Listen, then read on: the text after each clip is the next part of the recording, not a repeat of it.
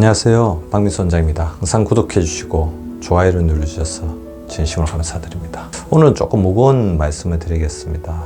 코로나 대규모 재유행이 다시금 임박하고 있습니다. 병원에 찾아오는 환자분들도 힘들었던 2년 동안의 시기를 또 다시 이렇게 되풀이해야 되느냐, 이젠 그러기는 조금 힘들 것 같다, 그러긴 너무 싫다, 그런 이야기를 많이 하십니다.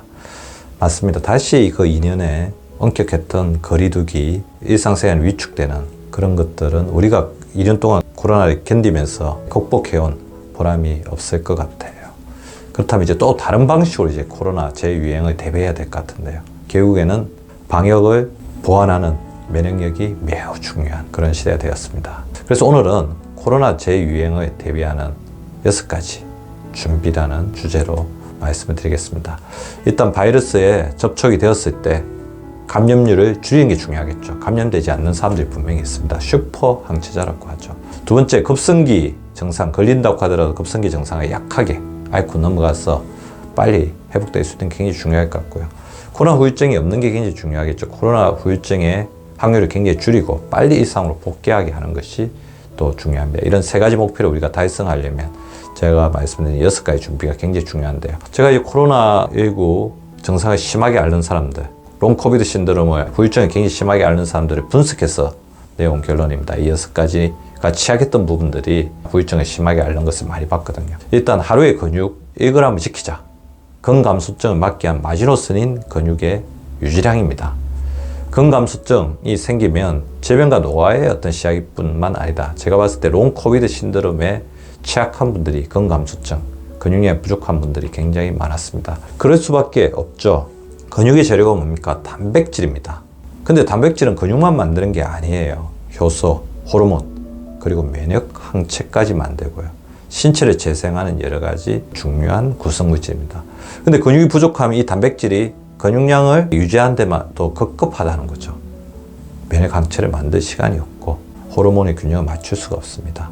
그래서 제가 항상 말씀드린 것처럼 하루에 자기 체중 킬로그램당 1g씩, 그러니까 60kg는 60g.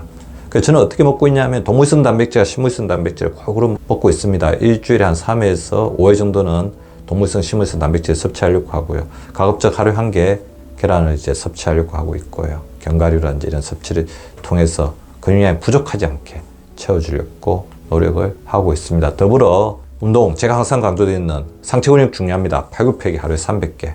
하체 근육 좀 중요합니다. 손, 허벅지 운동 300개. 그리고 하루에 7,000보 이상은 걷자. 근육을 만들어야 됩니다.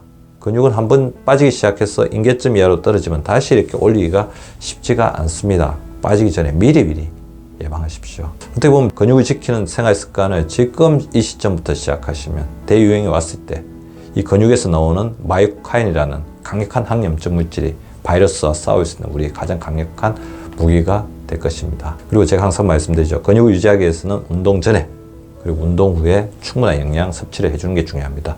두 번째, 면역 항체의 힘을 키우기 위해서는 우리 몸을 만성 염증으로부터 벗어나게 하는 게 중요합니다. 혈관의 염증을 줄여야 됩니다.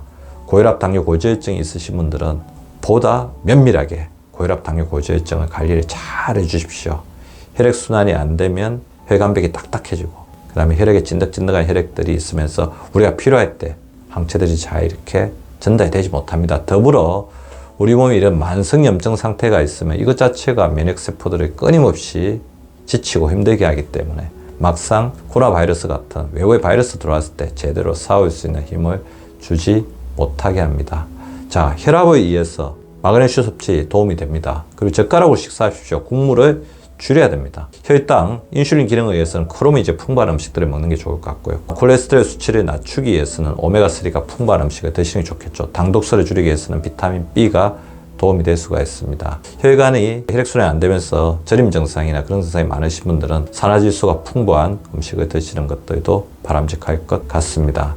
특히 인슐린 과도한 분비 자체가 혈관의 염증을 많이 초래하기 때문에 인슐린 분비를 최소화시킬 수 있는, 인슐린에게 여유를 줄 수 있는, 인슐린을 우리 편으로 만들 수 있는 식사법을 해주시기 바랍니다. 자, 그래서 제가 항상 말씀드리는 먹는 순서를 바꾸는 거꾸로 식사법, 채소, 고기, 밥. 그러면 저한테 이거 많이 물어보세요. 채소 다 먹고 고기 다 먹고 밥 다 먹으라. 그 말씀이냐? 그것이 아닙니다.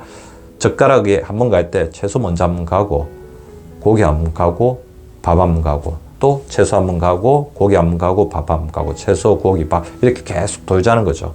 이게 어떤 의미가 있느냐 그런데 밥 한 번 반찬 한 번 이렇게 먹는 것과는 완전히 다른 차원의 건강적인 이득을 우리에게 줄 수 있습니다. 반드시 실천해 주시기 바랍니다. 활성산소를 줄여야 되잖아요. 그죠? 혈관의 염증, 만성염증은 활성산소 우리 몸에 과도하게 넘칠 때 화나 분노, 스트레스, 운동 부족, 잘못된 음식을 섭취하는 이런 것들이 다 활성산소가 나오게 합니다. 근데 이 활성산소가 우리 몸에 산화시키는 것을 막아주는 가장 강력한 것이 바로 자연에서 오죠. 황산화 물질, 파이토케미칼입니다. 비타민 A, 비타민 C, 비타민 E가 풍부한 음식을 이 도표에 나온 음식들을 잘 드셔주십시오. 카로티노이드, 폴리페놀이드가 같이 항산화 영양소 풍부한 파이토케미칼, 채소와 과일을 이제 껍질째 드시고 물론 이제 세척을 잘해서 드시는 게 매우 중요합니다. 최근에 그러니까 우리 채소를 씻고 식기를 씻는 읽어봤던 세제들이 많이 있기 때문에 깨끗이 씻고 또 물로 깨끗이 헹궈서 껍질째 드신다면 껍질에 있는 항산화 파이토케미칼들이 우리 몸에 들어와서는 활성산소를 제거해주는 강력한 항산화 효과를 발휘하게 됩니다. 방어 호르몬을 충전하시는 것이 매우 중요해요. 결국 호르몬은 우리 몸속에 있잖아요. 균형을 잡아주는 거거든요. 자, 방어 호르몬, 우리가 외부로부터 어떤 손상을 받았을 때, 침해를 받았을 때 우리 지켜주는 강력한 호르몬들이죠. 성장 호르몬을 말씀드리고 싶습니다. 성장 호르몬을 잘 분비시키기 위해서 제가 항상 강조하는 두 가지 정도를 말씀드리죠. 스트레스를 줄이자. 스트레스 호르몬과 성장 호르몬 공장이 같아. 틀어놓고 대화하자. 밤에는 불을 끄고 소리를 완전히 제거해서 자자. 그 깊은 잠을 자자. 스마트폰을 조금 멀리 오프하고 치우자. 이렇게 하면 성장 호르몬뿐만 아니라 우리 몸에 가장 강력한 항산화 기능을 가지고 있는 멜라토닌 호르몬도 비로소 분비될 수 있는 것입니다. 그리고 멜라토닌 호르몬과 단짝을 이루고 있는 가장 짝을 이루고 있는 중요한 호르몬 비타민 D죠. 낮의 호르몬. 그래서 낮에 햇빛을 쬐을 때 비타민 D와 멜라토닌이 만들어지고 밤에 멜라토닌이 나옵니다. 그리고 비타민 D도 멜라토닌이 제대로 기능을 했을 때 강력한 우리 몸의 치유 효과를 가질 수 있습니다. 비타민 D는 쉽게 혈액 측정이 가능하기 때문에 30 이하이신 분들은 반드시 햇빛 쬐는 거, 야외에서 운동을 규칙적으로 해주시는 거, 필요하면 건강식품 섭취를 통해서라도 30 이상으로 올려주시기 위해서 노력을 해주시기 바랍니다. 그리고 면역세포의 가장 중요한 보고라고 할 수 있죠. 바로 장입니다. 실제로 이제 코로나는 호흡기뿐만 아니라 장으로 침투를 합니다. 그래서 롱 코비드 신드롬 앓으신 분들이 소화불량, 만성적인 설사, 만성적인 복통 이것으로 인해서 영양소 공급이 제대로 안 되고 체중이 빠지면서 더 악화되는 것을 많이 볼 수가 있었거든요. 따라서 장 건강을 잘 챙기는 것이 매우 중요한데요. 불필요한 위산 억제제는 드시지 않는 게 좋습니다. 의사의 처방에 의해서 꼭 필요한 위험약 정도만 드시는 게 좋을 것 같고요. 대신 소화효소가 풍부한 음식을 충분히 드셔서 소화를 잘 되게 하는 게 중요합니다. 소화가 잘 되려면 제일 중요한 게 뭐죠? 걸어야 됩니다. 위가 움직이려면 우리가 걸을 때 위가 움직이거든요. 하루에 7,000보 이상을 반드시 걸어주시기 바라고요. 소화효소와 더불어서 우리 장내 유익균에 모여야 되는 채소, 그거는 아까 제가 말씀드린 것처럼 채소, 고기, 밥에 거꾸로 식사법을 제대로 하시면 반드시 실천할 수 있죠. 다시 한번 말씀드립니다. 최근에 채소 가게들이 우리 사는 곳 곳곳에 많이 생기고 있습니다.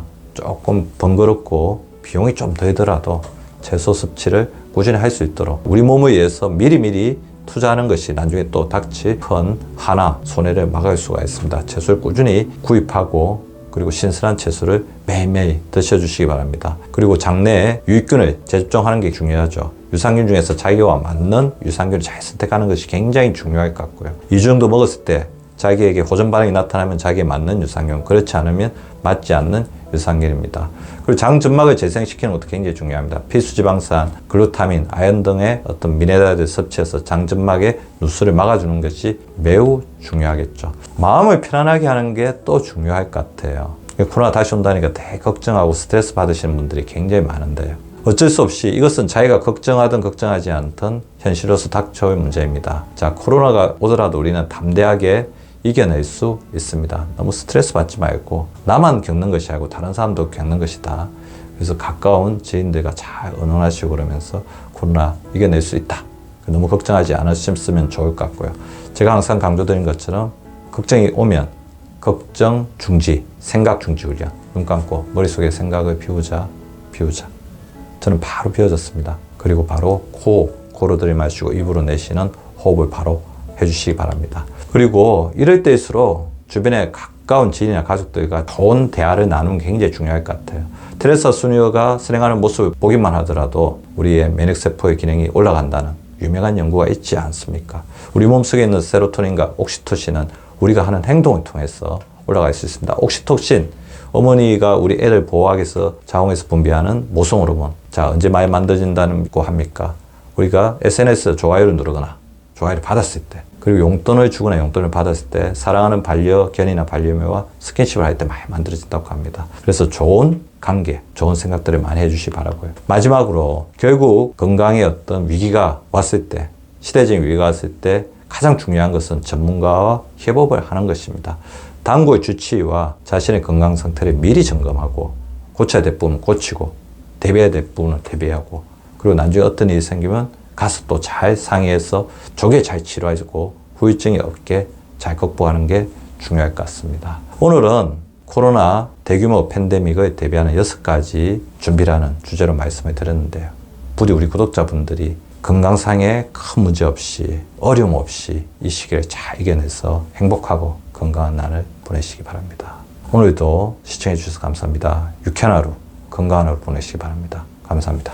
구독과 좋아요는 박미수 박사 TV를 지속시키는 생명력입니다. 많이 구독해 주시고 좋아요를 눌러 주시기 바랍니다. 항상 감사드립니다.